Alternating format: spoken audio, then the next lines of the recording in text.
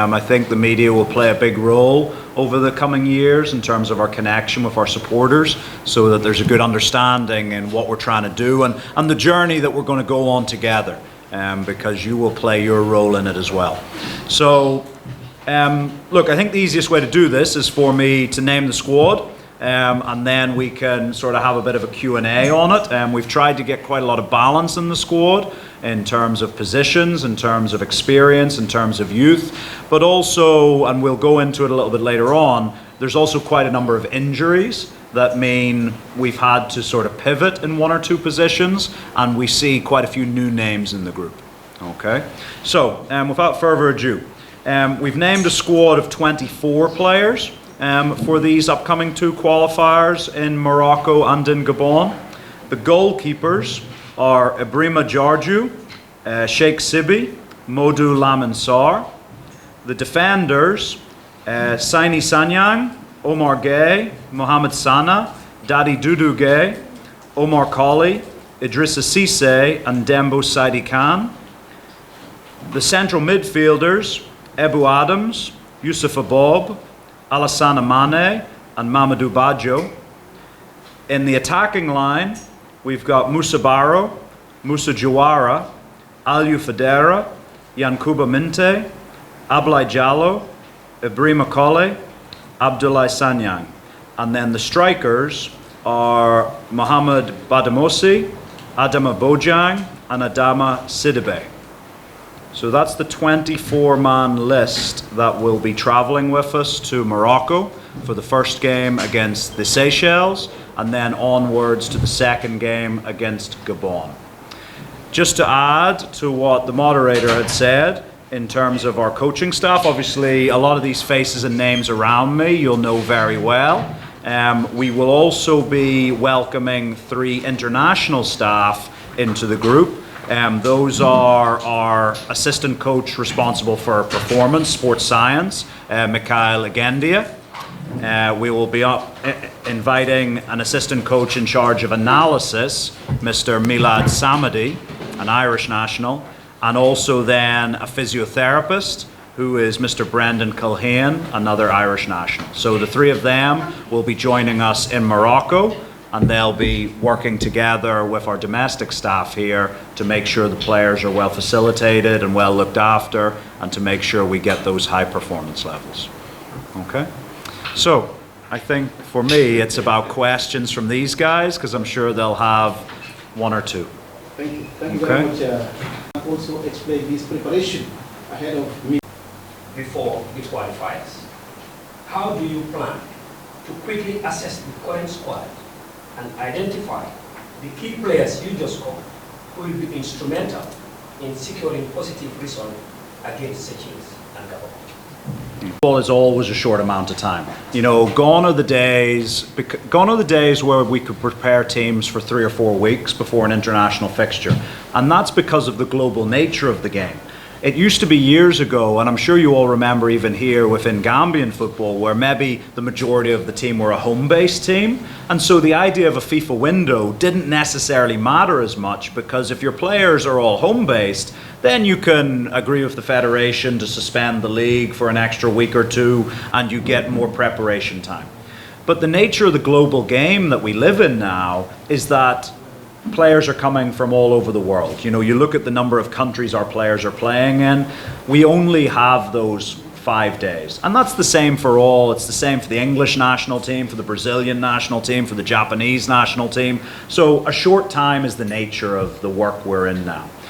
My job in terms of assessing these players didn't just start today. You know, even in my sort of considerations to come here and work with the Gambian Football Federation, I was looking at the players, both the players who'd been at the recent AFCONs, the players who had maybe just missed out, the players who were involved in the U20 selections over the last year. So already I had an idea of what the players are capable of, players that fit into my style of play, because every coach has his own style of play. So already I had a group of players in my mind. And look, I'll be honest with you, before I had even agreed the final version of the contract, I already on notepaper in my office at home had started sketching out what my first squad might look like. Now that has changed a little bit because with injuries, with player availability, like I said, you have to pivot. And we have, I think the list of injuries is sort of 11, 12 players long who might have been included in the squad. So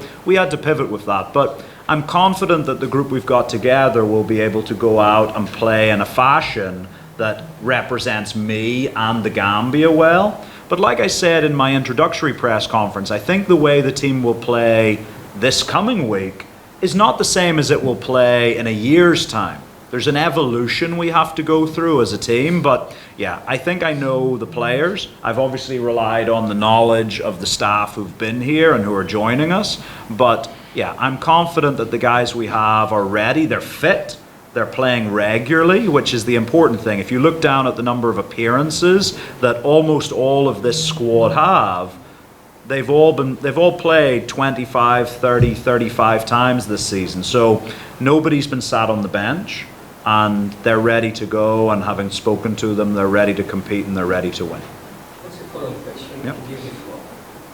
You take time to call the list of 24 players.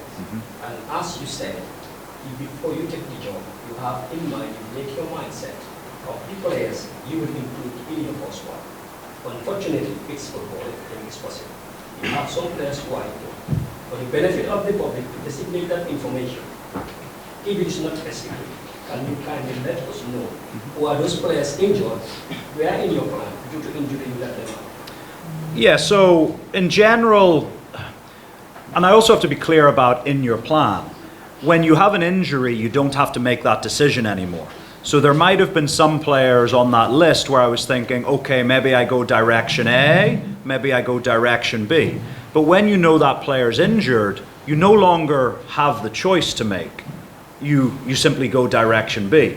And so it's not that this player is injured and would have definitely been in the squad. I just no longer had to make that consideration, if you understand me.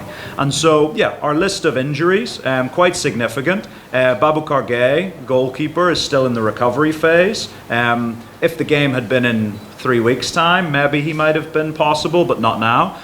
Jacob Mendy, hamstring injury, still recovering.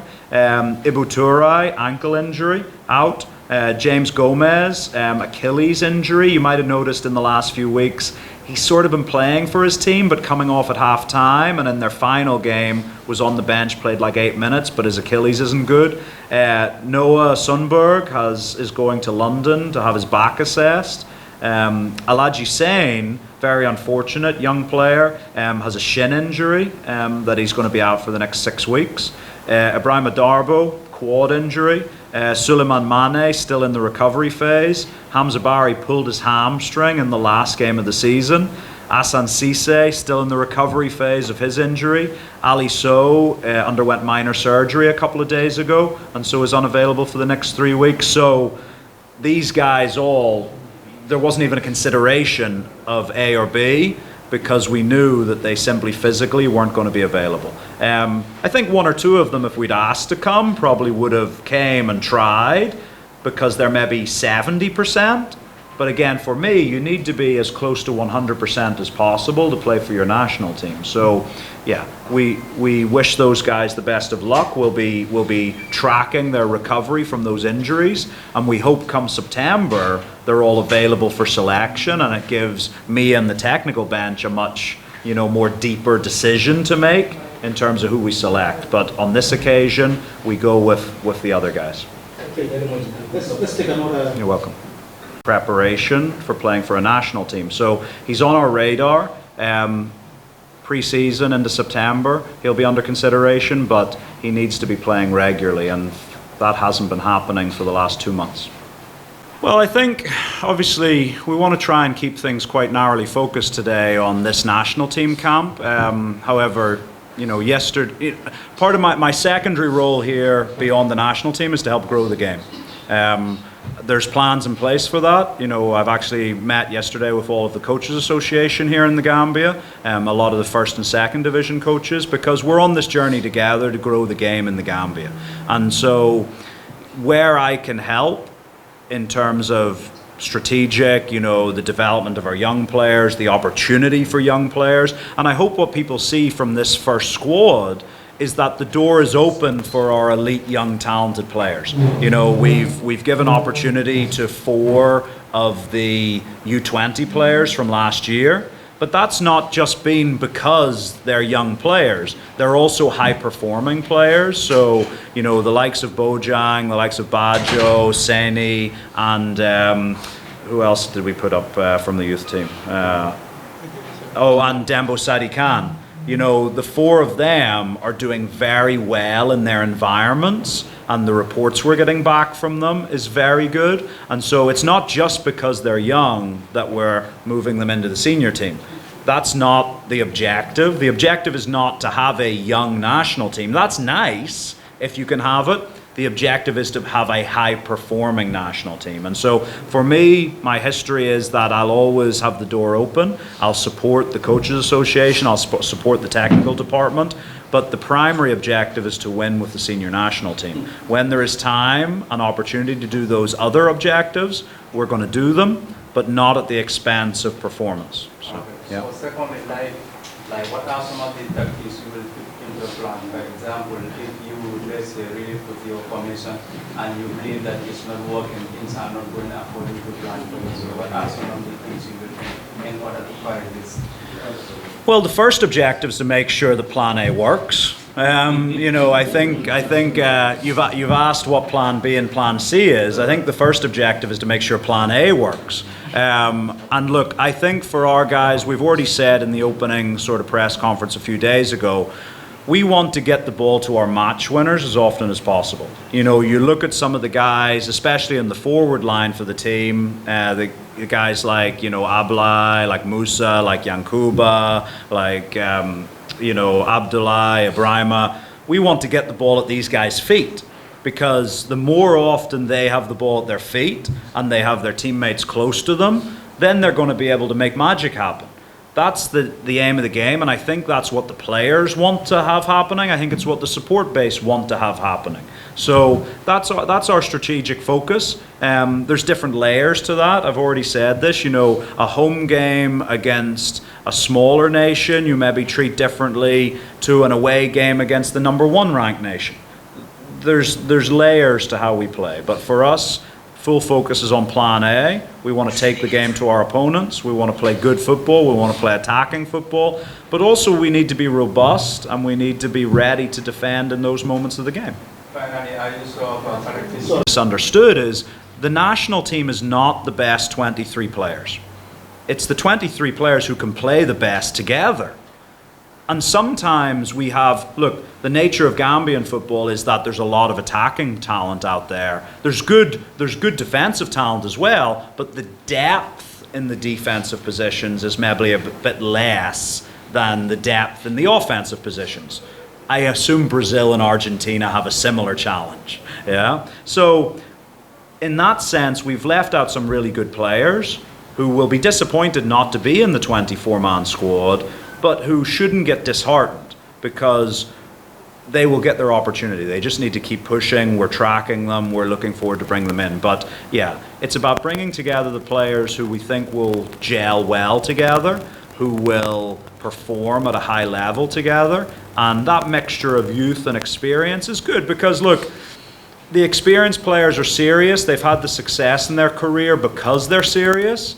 But it's also nice to light a little fire underneath them. And you do that in football terms by maybe putting a young, hungry player behind them, so that the senior player knows, if I don't perform to my maximum, there's this kid who's ready to take my shirt. But equally, that young player, he has to take the shirt off the guy who's got 40 caps, 50 caps. So I said this a lot in the last few days. The best coach in the game is competition. And we want to create competition for places in the national team. And if we do that, we're going to reach some really special places over the next 2 years. Okay. Yeah. Gel into the system and play like the way you want them to play. So, in terms of, again, I love when people ask interesting questions. I would say probably less than 5% of my games as a coach have been 4-4-2. I almost never play 4-4-2. So, again, information. But that's not to say I've never played it. You know, we do. If the players that we have mean that that's the best choice of formation. Formation is less important. Formation is sort of how you line up at kickoff. But if you think about it, even in a 4-4-2, in the attacking phase, the wingers are probably getting forward and the fullbacks are getting forward. So in the attacking phase, you're maybe playing 2-4-4. You know, so formations is how you kick off. More is about the strategy in terms of, you know, how do we want to press the game? What do we do in possession? How quick do we want to play? You know, how many passes do we want to generally have before we go forward? All of these stylistic things are more important than the formation, because the style and the game model can be implemented regardless of 3-5-2, 4-3-3, 4-4-2. Doesn't matter the formation. The formation is about what specific players do you have, whereas the style is general across the board. So for us, the formation's less important.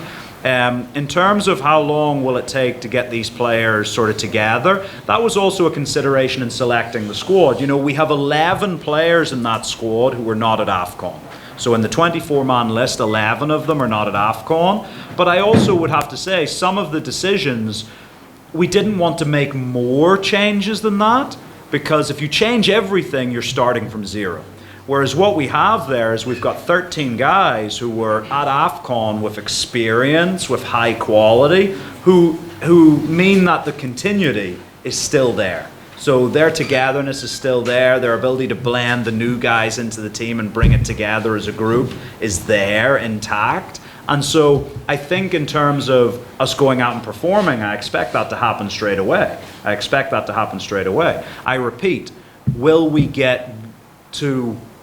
This is part of the journey, yeah? The way the team play in 12 months' time and 18 months' time, I hope if we're doing our job correctly, we'll have evolved significantly to how we play against the Seychelles. It's the first game in a journey. The way Arsenal played in their first game under Mikel Arteta is not the same as how they played in their most recent game under him. The intention was always the same, but the execution and the application evolves over time. So we expect to get them competitive straight away.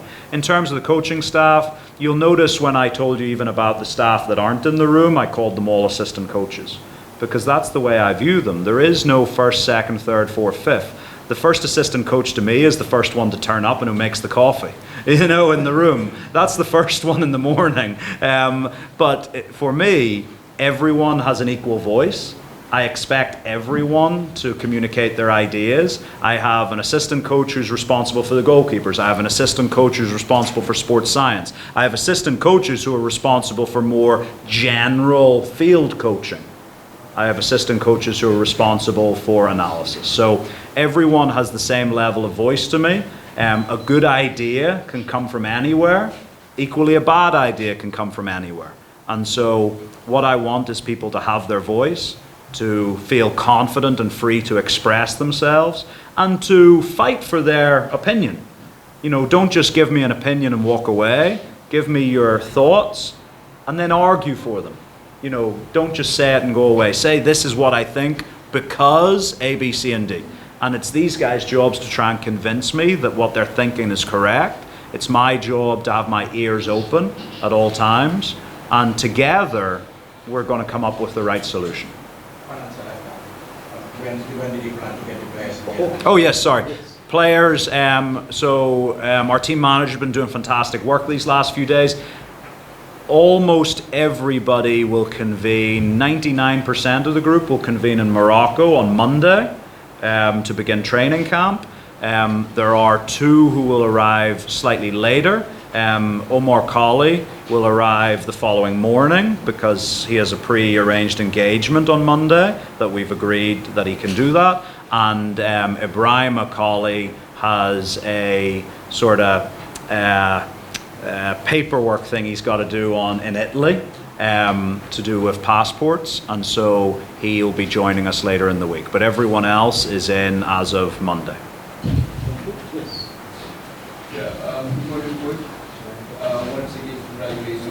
So, yeah, Ablai, we'll deal with Ablai first. So Ablai picked up a little knock a couple of weeks ago.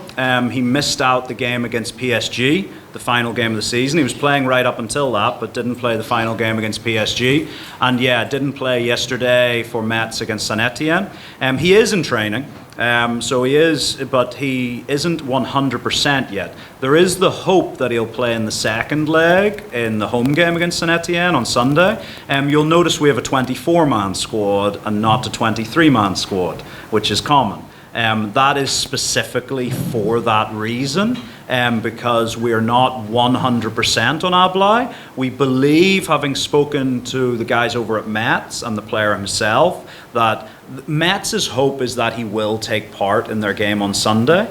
And if he does that, then we're all ready for him to fly out straight afterwards and join us the following day. That is in our planning, but we've also had contingency plans in the sense that we've named a 24-man squad and not a 23-man squad because we understand there's a question mark. His injury's not serious, but it's just one of those ones that keeps you out for 1 or 2 weeks. It's not like some of the other guys who they're out for 6 weeks, and if you're out for 6 or 7 weeks, your fitness levels drop off significantly. Whereas missing 1 week of training, 10 days of training, whilst you're doing rehab with the physios and the rehab team, you're not losing your sharpness, you're not losing your fitness level. So that's where we are with Ablai. Jibril is doing really well in Tanzania. He's in the cup final this weekend against Yanga. You know, we wish him all the best. And yeah, he's on our radar. I spoke in my, and why is he not involved?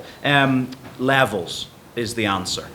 So, you know, I would suggest, you know, the other players in that position, like let's look at the other players. You've got Musa Barrow, you've got Musa Jawara, who's had a great end of the season. You've got Aliou Fadera, who's had a great season. Yankuba Minte, who's been one of the players of the year in the Netherlands. Ablai, who we've obviously just mentioned. And then Ibrahim Macaulay, who's just won the championship in Switzerland. So my question would be, yes, we understand that Jibril Silla is doing really well, but in order to include Jibril, we've got to leave out one of the guys I've just named on the list. And so the question is, do you leave out Yankuba? Do you leave out Musa?